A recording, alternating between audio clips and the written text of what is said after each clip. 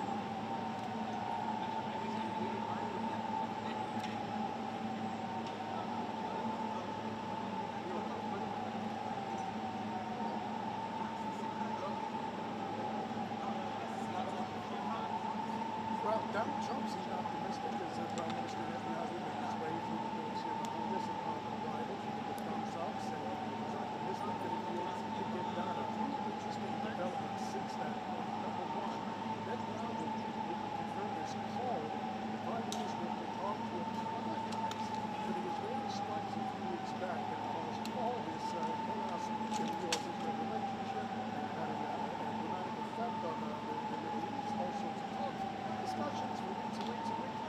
Netanyahu apologized for that airstrike today. Sort of unthinkable, and the fact is, it appears that Donald Trump essentially made him do it. He was in the room pushing him to do it. So Benjamin Netanyahu apologizing to the leader of a terrorist state for trying to hit the terrorists that are harbored by that terrorist state. It's kind of a twisted scenario.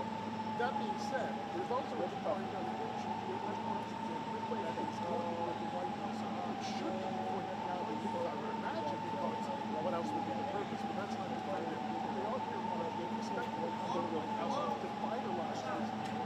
So the talks are still ongoing on behind us between Netanyahu and Trump trying to push this deal over the finish line. Again, there were negotiations last night in New York. Netanyahu, Trump administration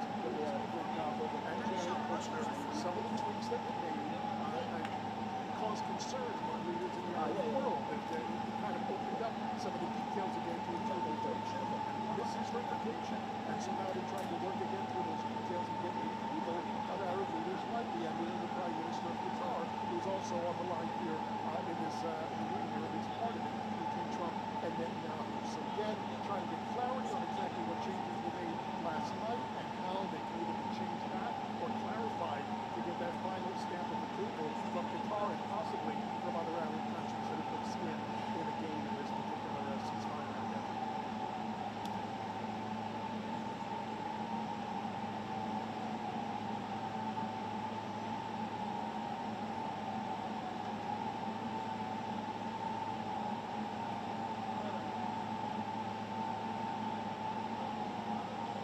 Thank you, guys.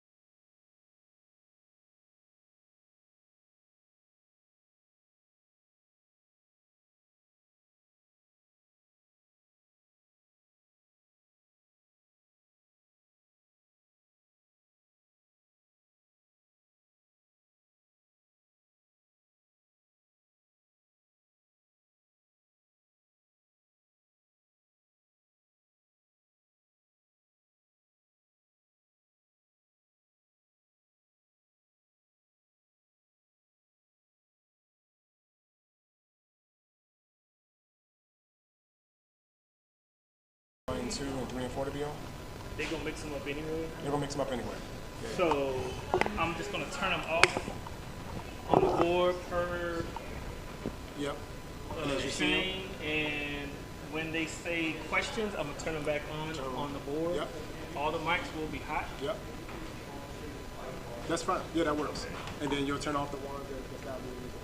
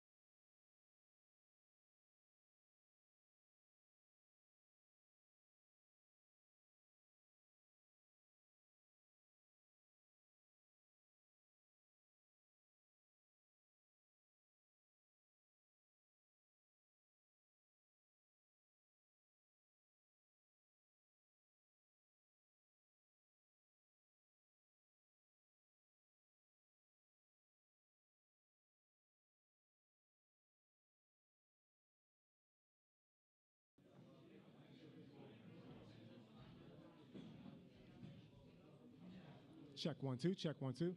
Yeah, you can give me more in the room. Check 1 2. Hey hey. Audio check 1 2 3 4 5 6 7 8 9 10. Check 1 2. Check 1 2. Audio check 1 2 3 4 5 6 7 8 9 10. 1 2. Hey hey. Check 1 2. Hey hey. Last audio check for press. Check 1 2 3 4 5 6 7 8 9 10. Check 1 2. Hey hey. Check 1 2. Hey hey. 1 2 3 4. Have you given me more? Check 1 2 3 4 5 6 7 8 9 10. Yeah, please. Check 1 2. Hey hey. Check 1 2. Hey hey. Check 1 2 3 4 5 6 7 8 9 10. Let me know when you get me. Pull back some. You got a low tone, right? So wherever you're at right now, that's all you got. Check 1 2. Check 1 2. Check 1 2 3 4 5 6 7 8 9 10. Audio check. Does anyone else in the room needs audio checks? Anyone else? You guys are good on audio? All right.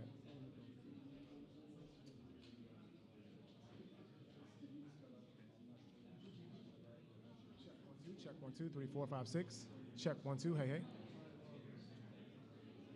Check 1 2 3 4 5 6.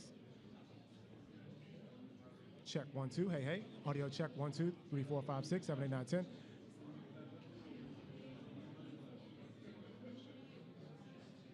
Audio check 1 2 3 4 5 6. Audio check 1 2 3 4 5 6. Audio check 1 2 3 4 5 6. Audio check 1 2 1 2 1 2. Hey hey.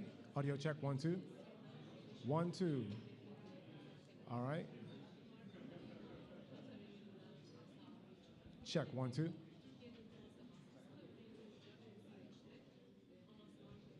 Last audio check. Check 1 2 3 4 5 6. 1 2 3 4 5 6. 1 2 3 4 5 6. Yep. Okay. 1 2. Hey hey. Audio check 1 2. Hey hey. Audio check 1 2. Hey hey. Check 1 2. Audio check from POTUS Podium. Audio check 1 2 3 4 5 6. Check 1 2 3 4 5 6. 1 2. Let me know when you're good to go. 1 2. Hey hey. Audio check 1 2. Hey hey. Check 1 2. Hey hey. Audio check 1 2 3 4 5 6. Check 1 2 1 2 1 2.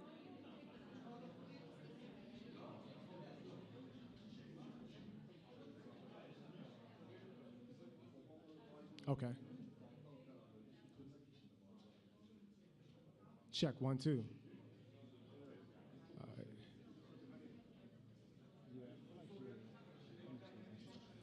Check 1 2. Hey hey. Audio check 1 2 3 4 5 6 7 8 9 10. Check 1 2. Check 1 2 1 2. Hey hey hey hey. Yeah, that sounds good.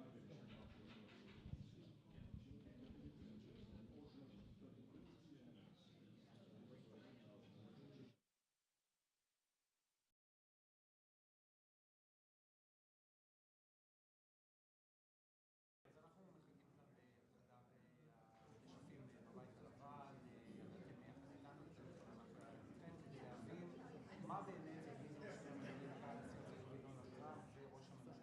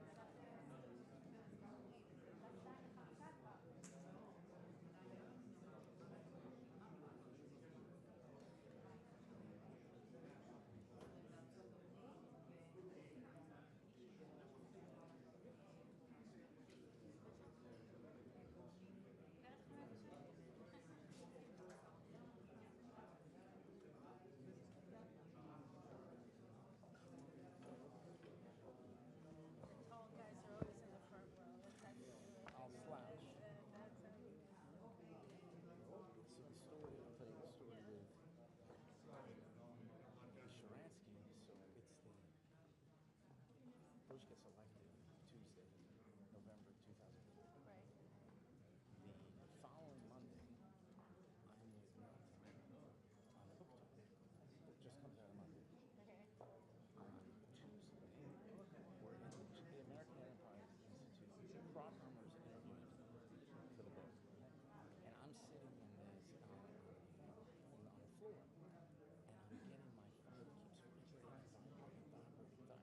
And this is before a smartphone. And I'm thinking, after about 6 times, something must happen to a member of the family. So I step outside, and I said, this is a we'd like for you and Minister Sharansky to come and see the president. And my immediate response on Thursday, Wait, what day was it? Tuesday, and they said Thursday. The next 2 days later, they want you to be there Tuesday. It was like the next day or the day after that. We'd like the president would like to meet you and Milton Sharansky at 11 o'clock on Thursday. I said, my immediate response is someone's budget. I said, no, I can't do it. We have the Pope and one we're not able to work it right. And then they said, no, this is really the White House. It was 2 o'clock, so 2 o'clock the president. I said, we got the Pope at 3, we can't work it. And they say it again. I said, well, we got the Dalai Lama at 1. We got the Pope at 3. We're not able to fit him in. He goes, would you like to call back? And he won't leave it. And I look at my phone, and the phone only says 202. No, it has no, I think at 202. So I said, I understood, I got it, and then we were in the Oval Office 2 days later. It was supposed to be a half hour. It went on for like an hour and 10 minutes. And because Nathan is so humble, he didn't tell anybody about it. But basically, it affected the whole policy administration. The problem that they had is they allowed for the elections to happen with Hamas, which is so stupid. And Nathan went to see how we did it. And sister, you know you're going to be destroying the idea of freedom without it ever being changed. Because you're Russian, having an election. Who said that? Anyway. Well, it's because they simplified the whole concept of democracy. Purple fingers, yeah, exactly.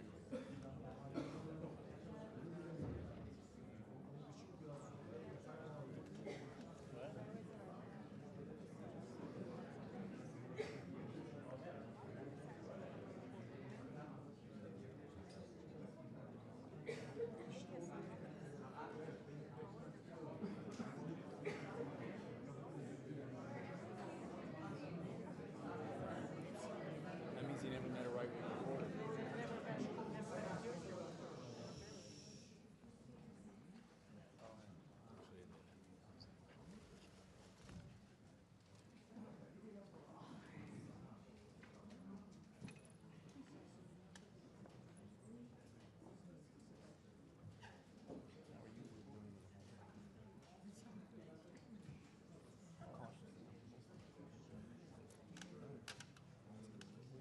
Said yesterday, asking you to address me down. I apologize for the violation of your sovereignty. No, I said I humbled myself and groveled before the leaders of the Senate. That over it. But I really don't think there's any possibility of power. You know, 2.5 years left. It's not there's 3 months left in the administration. There's no way. And I think you personally could do it best. Possibly get under the circumstances. Partially optimistic. The issue is going to be selling it. That was my, that was the issue. How to address it.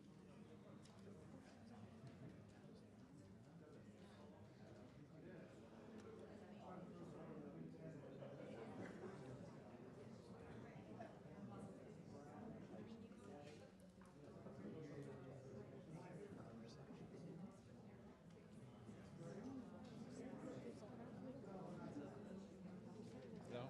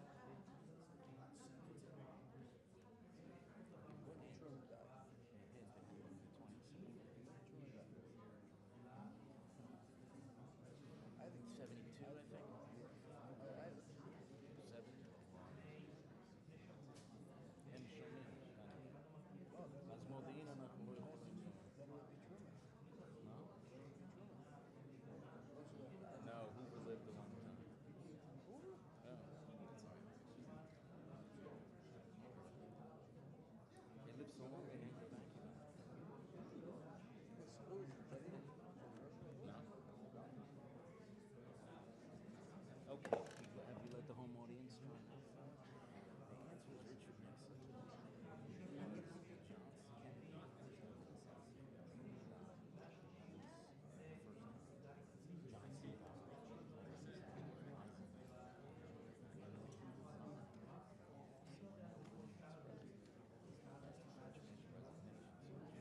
They're listening to you.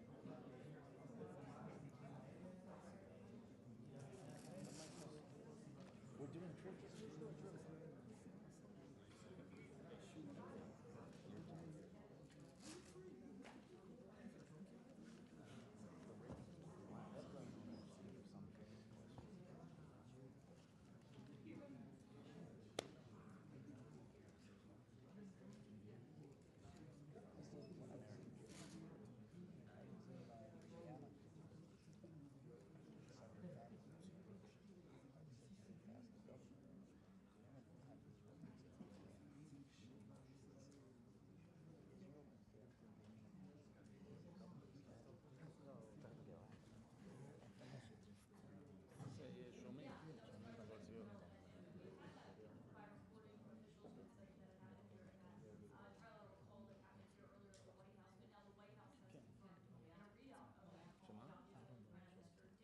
לא, נכון, בוודאות.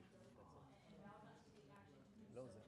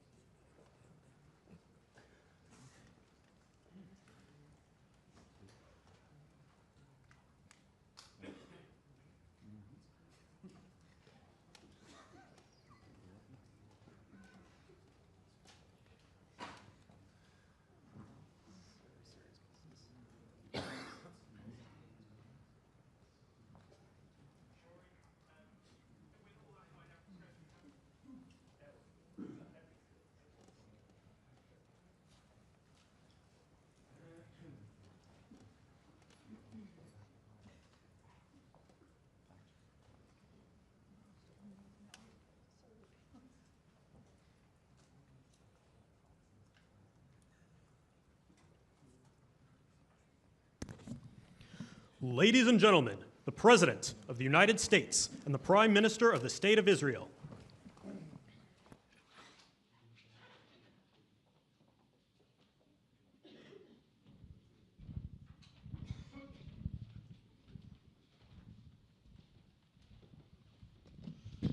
Thank you very much, everybody. So this is a big, big day, a beautiful day, potentially one of the great days ever in civilization. Things that have been going on for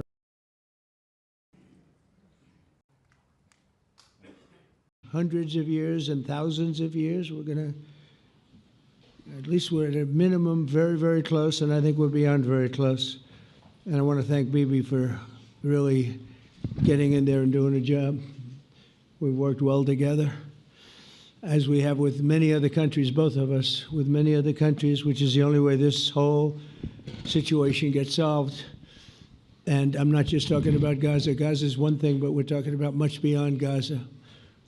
The whole deal, everything getting solved. It's called peace in the Middle East.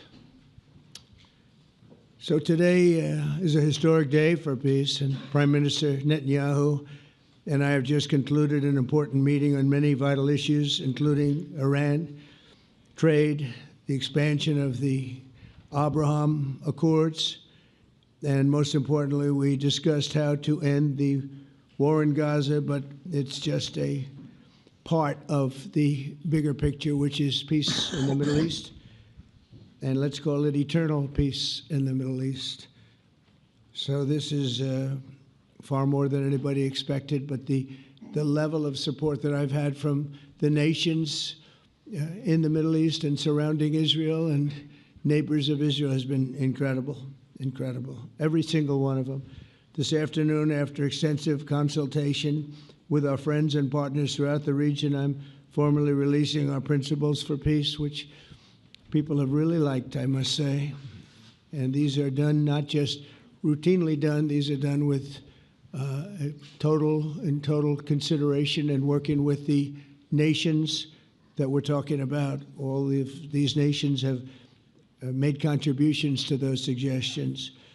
I want to thank the leaders of many Arab and Muslim nations for their tremendous support in developing the proposal, along with many of our allies in Europe. Europe has been very much involved, and as I was called by many of the European leaders, most of them saying, is this true?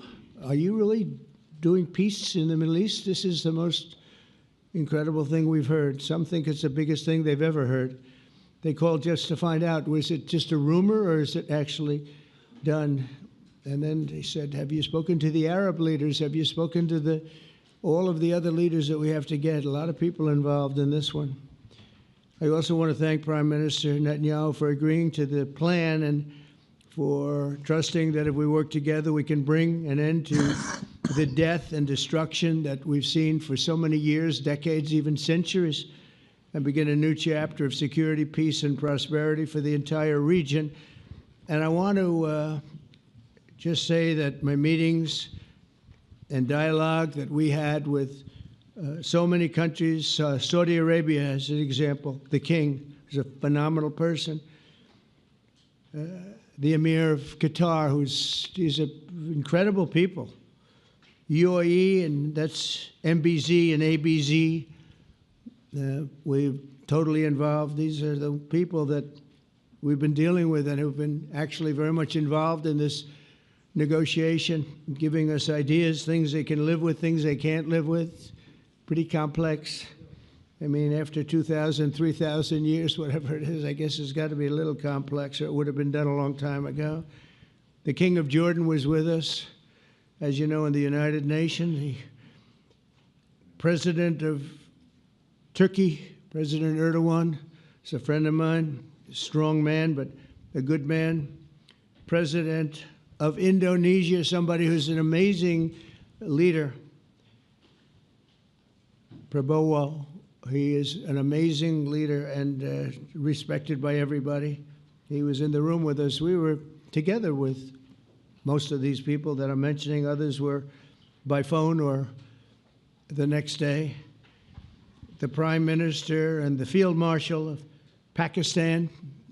They were with us right from the beginning, incredible. In fact, they just put out a statement that they fully believe in this pact.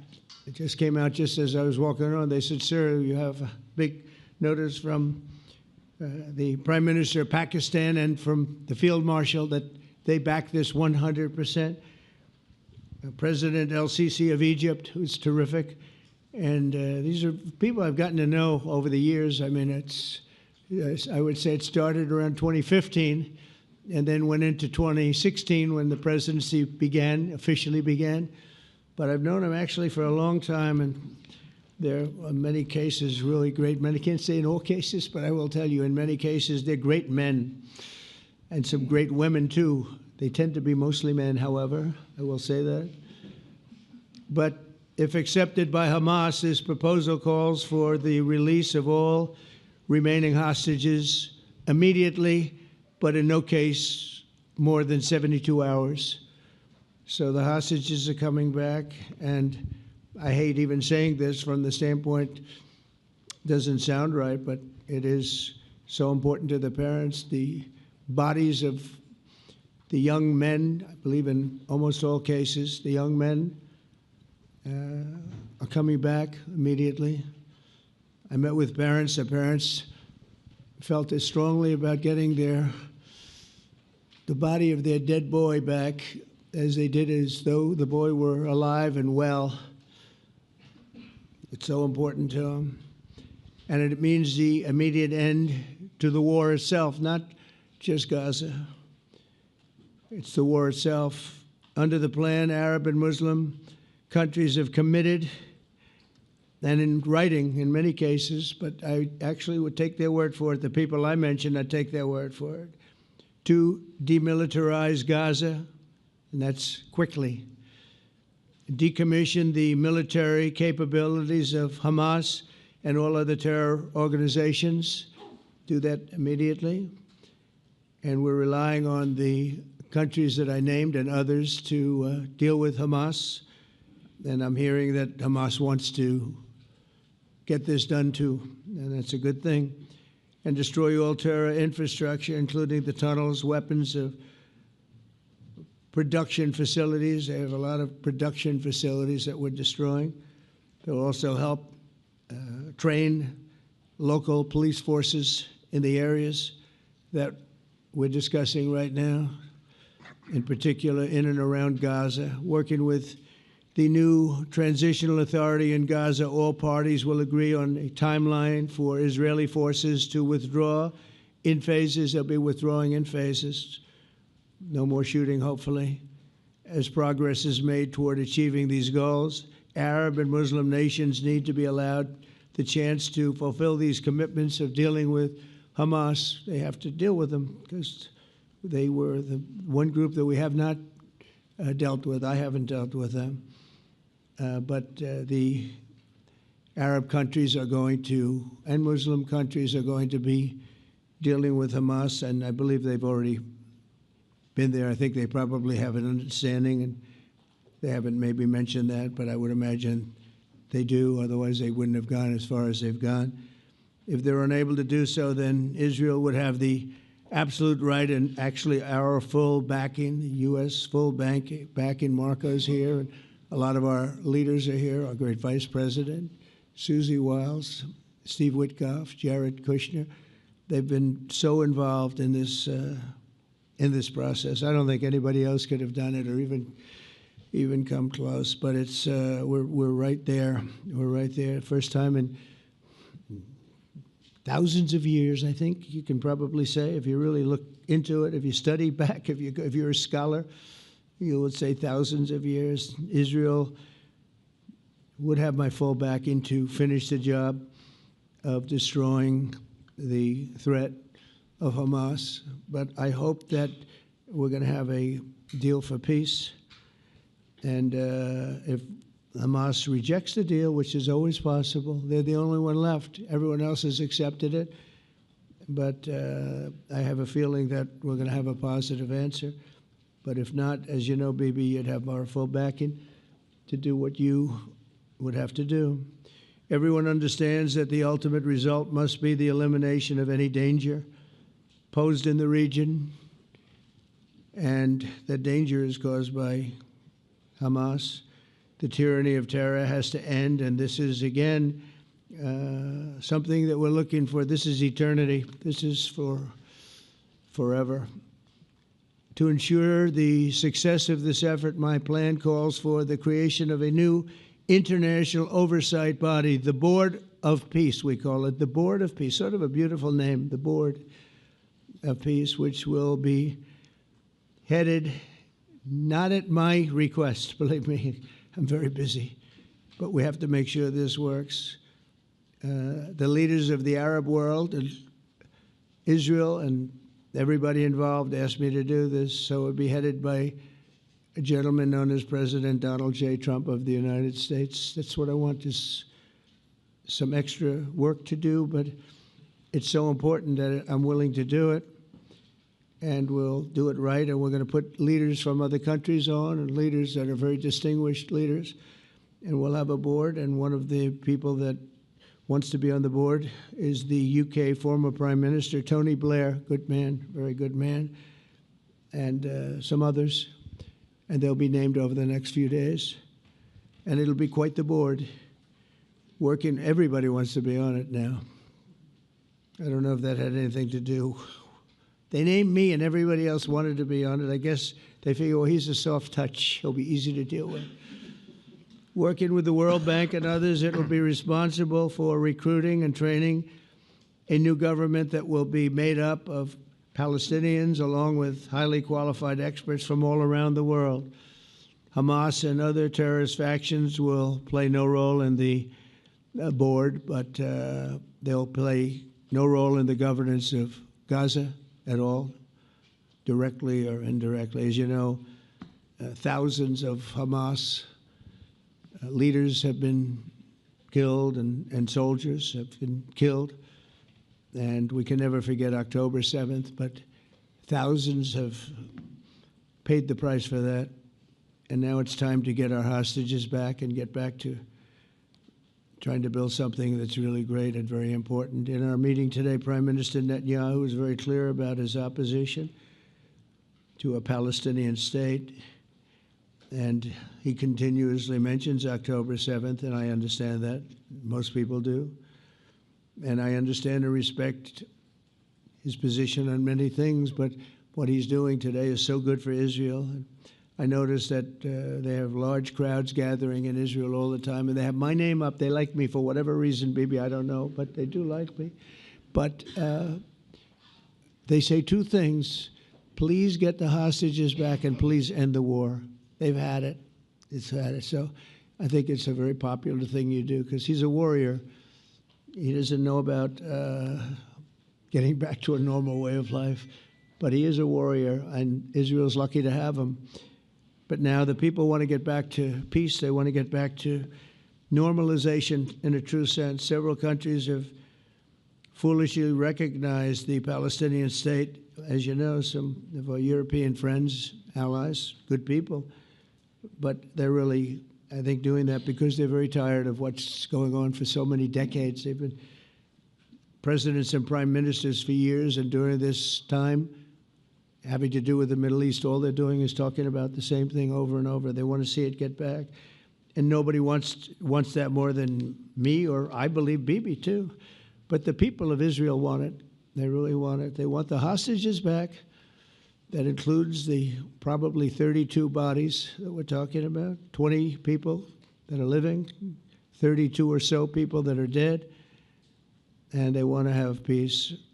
So let us not forget how we got here. Hamas was elected by the Palestinian people. Israel withdrew from Gaza thinking they would live in peace. Remember that a long time ago? They withdrew. They said, you take it. This is our contribution to peace. But that didn't work out. That didn't work out. It was the opposite of peace. They pulled away. They let them have it. And I never forgot that, because I said, that doesn't sound like a good deal to me. As a real estate person, I mean, they gave up the ocean, right? Ron, they gave up the ocean. They said, who would do this deal? And it still didn't work out. They were very generous, actually. And they gave up the most magnificent piece of land in many ways in the Middle East. And they said, all we want to do now is have peace. And that request was not honored. Instead of building a better life for the Palestinians, Hamas diverted resources to build over 400 miles of tunnels and terror infrastructure, rocket production facilities, and hid their military command posts and launch sites in hospitals, schools, and mosques. So if you went after them, you'd be after them, and you wouldn't even realize you ended up knocking out a hospital or school or a mosque. That terrible thing, terrible, terrible way to have to fight. No fight is good, but that's a real bad one. So there are many Palestinians who wish to live in peace. Many. I've seen so many of them. And they have support. And I challenge the Palestinians to take responsibility for their destiny, because that's what we're giving them. We're giving them responsibility for their destiny, fully condemn and prohibit terrorism and earn their way to a brighter future. They don't want the life that they've had. They've had a rough life with Hamas. If the Palestinian Authority does not complete the reforms that I laid out in my vision for peace in 2020, they'll have only themselves to blame. We're giving them an amazing footprint, and they have amazing support from the leaders of the Arab world and the Muslim world, the great leaders. These are great leaders. These are unbelievable leaders that have built great countries and very wealthy countries. What the future holds for the Palestinians, no one really knows, but the plan that we put forward today is focused on ending the war immediately, getting all of our hostages back, getting everything back. Hard to believe when you even say it, and creating conditions for durable Israeli security and Palestinian success. Israeli security is going to be involved. We're going to help you.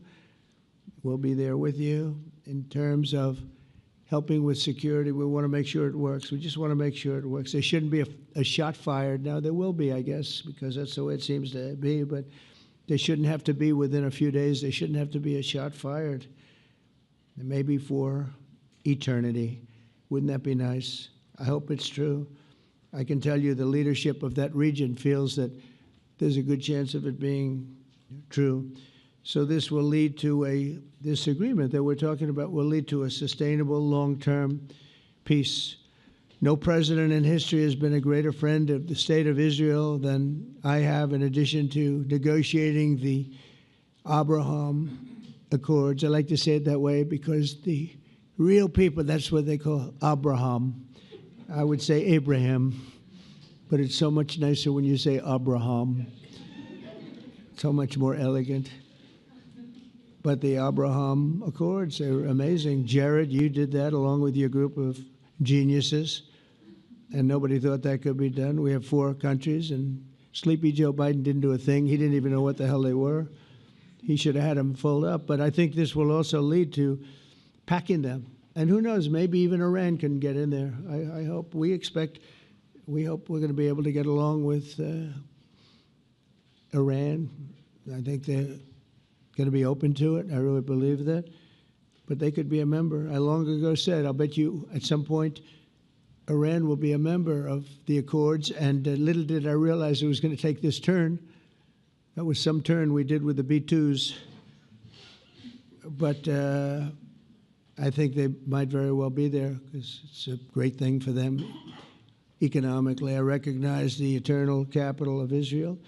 I opened the American embassy in Jerusalem. That was something that everyone said would never be done, could never be done. Virtually every president for many, many years, for decades, would campaign on making Jerusalem the capital of Israel. They campaigned on it over and over. Is that right, Steve? Is that right? Everyone, and when they got to it, and I understand why now, because it was so. When I got to office, I campaigned on it too. I said, we're going to make it. And then I'd get calls from the leaders of various countries saying, please don't do it, please don't do it. It'll end the whole world, please don't do it. And finally, I just didn't say anything, and I did it. People were calling me before I did it because they heard I was going to do it, and leaders of countries were calling me, and I think it was on a Thursday that I did it, and they'd call me Monday, Tuesday, Wednesday, 3-4 times a day, and I said, tell them I'll call them back on Friday. And I announced it on Thursday, and I called them back, the biggest people in the world, and they said, you've done it. I said, done what? You've made the capital of Israel, Jerusalem, and we wanted to talk yet. I wish you called me a little sooner. Maybe I could have done something about it. So that was a lot easier than getting into an argument, because I knew what they were calling about. And you know what? It turned out to be amazing. Everybody thought it was going to lead to the end of the world, right? The end of the world, Ron, that's what they said. It didn't lead to anything. It just led to something that I promised, and something that was very, very popular for Jewish people and a lot of other people, too. I recognize Israeli sovereignty over the Golan Heights, and I cut taxpayer funding to the corrupt United Nations Relief and Works Agency. And United Nations was interesting because, as you know, a few days ago they introduced me. Ladies and gentlemen, the President of the United States. I'm looking at my teleprompter, and the thing was dead, stone cold, dead. The thing's up here. I have a long, beautiful speech to make. I'm back 30 feet back, and I'm saying, they're introducing me. There's nothing on my teleprompter. So, but I made a speech. I actually got good marks. You think Biden could have done that? I don't think so.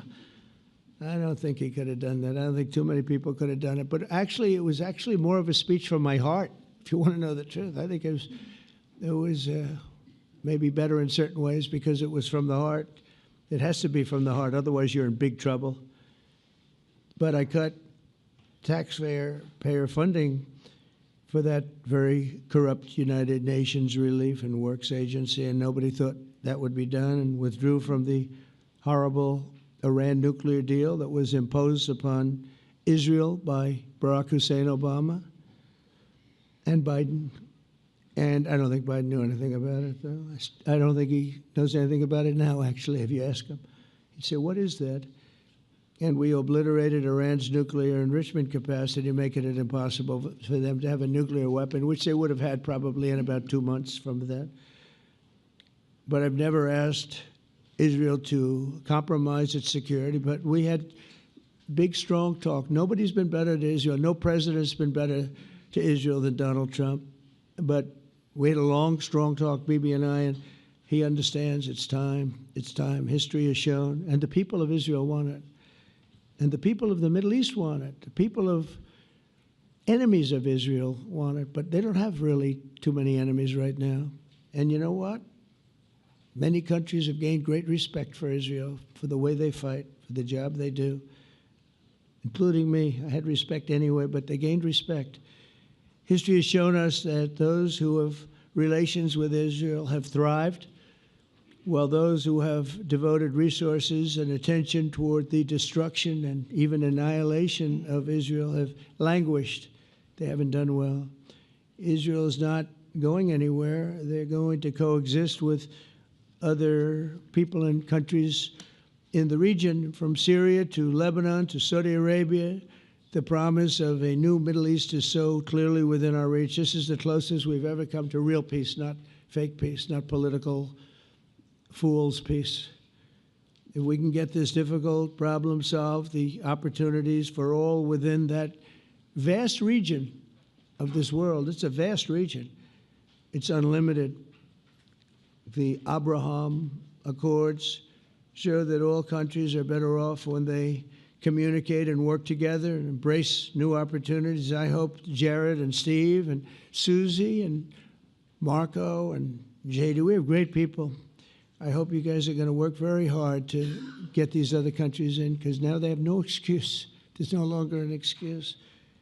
They were somewhere hesitant. And I tell you, the 4 countries that went in, I give them tremendous credit, and it's worked out incredibly well for them. In the same spirit, I'm pleased to report that earlier today we took another important step toward greater understanding in the region. A short time ago, we had a historic phone call in the Oval Office with Prime Minister Tani, who's really a great person. So we had a great talk, and I was on the phone, and Bibi was talking, Prime Minister Al-Thani was of Qatar, was they really had a heart-to-heart conversation. It was a great conversation, I thought. It was productive. It was everything that you need to have something turn out to be successful. And I want to thank Bibi, and I want to thank the Prime Minister. It was fantastic. We agreed to launch a formal trilateral mechanism between Israel, Qatar, and the United States to begin a dialogue to enhance mutual security, correct misperceptions, and avoid future misgivings. And I want to thank Qatar, its leadership, and the Emir. He's a fantastic person. I think, you know, I'm going to be his public relations man because I know him differently than a lot of people know him. But he wants peace. He wants to see peace. And its people, and they really acknowledge the critical role that they've played as mediator. And again, we're not quite finished. We have to get Hamas, but I think they're going to be able to do that. So now it's time for Hamas to accept the terms of the plan that we've put forward today. And again, this is a different Hamas than we were dealing with because I guess over 20,000 have been killed. Their leadership has been killed 3 times over. So you're really dealing with different people than we've been dealing with over the last 4 years, 5 years. Everyone has done their part and come to the table in good faith. Our Arab and Muslim partners are fully prepared to step up and fulfill their commitments for the benefit of the people of Gaza and the entire region. They're willing to step up and do a lot. They really are. There are a lot of good people involved. Everybody who wants to see an end to the violence and destruction should be united in calling for Hamas to accept the extremely fair proposal so that we can end the war and get us back our hostages right now and have everlasting peace. And I look forward to having relationships with everyone. As the chairman of the board, I'll be involved, and we'll have meetings with some very smart people that'll be working over there to make sure that we haven't just been wasting time with an agreement that doesn't get done. The task of building peace will not be easy. There are some of the hardest problems in the world to solve, and that's why it's been going on for so many centuries. But too many lives are at stake not to try, and this was more than a try. I mean, I think this is something that gets done when you have virtually every country, and these are powerful, powerful countries that have a lot of money, and the money can make things happen. A lot of countries try, and they don't have any money. These are very rich countries that can make things happen. So together we'll forge a much safer and more hopeful future for everybody, including Israel. And I want to thank Prime Minister Netanyahu for his partnership, and I want to thank all of the leaders, the kings and the emirs and the presidents and prime ministers, people I mentioned. And they've been absolutely fantastic to work with, and it's just happened very quickly. It's happened from a couple of weeks before I had a couple of meetings, but a couple of weeks before we went to the United Nations, and we had some incredible meetings. It all came to place. It all took place, and everybody wanted to be a part of it. I don't have anybody that's saying we don't want anything to do with it. It's just the opposite. And I'll tell you, a couple of years ago, a year ago, I don't think we would have had this kind of participation, Mr. VP, right? I don't think we would have had. It's been amazing. The participation was 100%. Everybody wants to be a part of it. And everybody, those very strong countries, everybody wants it to work. So, Bibi, congratulations on this. I think this will be your crowning achievement, frankly. If this all works out, we think it will. It's going to be your crowning achievement. And I want to thank you very much for being here. Thank you. Please. Thank you. Thank you. Mr. President, first I want to thank you for graciously hosting me once again in the White House. And second, I want to thank you for your friendship and for your leadership. From Jerusalem to Tehran, from the Golan Heights to Gaza, you've proven time and again what I've said many times. You are the greatest friend that Israel has ever had in the White House. And Mr. President, you and I both know it's not even close. While you focus at home on making America great again, your leadership abroad is changing the world for the better, ending wars and advancing peace. I believe that today we're taking a critical step towards both ending the war in Gaza and setting the stage for dramatically advancing peace in the Middle East, and I think beyond the Middle East, in very important Muslim countries. I support your plan to end the war in Gaza, which achieves our war aims. It will bring back to Israel all our hostages, dismantle Hamas's military capabilities, end its political rule, and ensure that Gaza never again poses a threat to Israel. We would not have achieved this turning point without the courage and sacrifice of our incredibly brave soldiers. They fight like lions to defend the people of Israel, and they serve on the front line in the war between civilization and barbarism. Mr. President, when our two countries stand shoulder to shoulder, we achieve the impossible. Just a few months ago, in Operation Rising Lion and Operation Midnight Hammer, we struck a decisive blow against Iran's nuclear and ballistic missile program. Your bold decision to send those B-2s made the region safer and the world safer. Now, under your leadership, we're taking the next step to win the war and expand the peace. Your plan is consistent with the 5 principles my government set for the end of the war and the day after Hamas. Everybody asks, what is your plan for the day after Hamas? Here's our plan. Passed it in the cabinet. All our hostages, both those who are alive and those who died, all of them will return home immediately. Hamas will be disarmed. Gaza will be demilitarized. Israel will retain security responsibility, including a security perimeter for the foreseeable future. And lastly, Gaza will have a peaceful civilian administration that is run neither by Hamas nor by the Palestinian Authority. If Hamas agrees to your plan, Mr. President, the first step will be a modest withdrawal, followed by the release of all our hostages within 72 hours.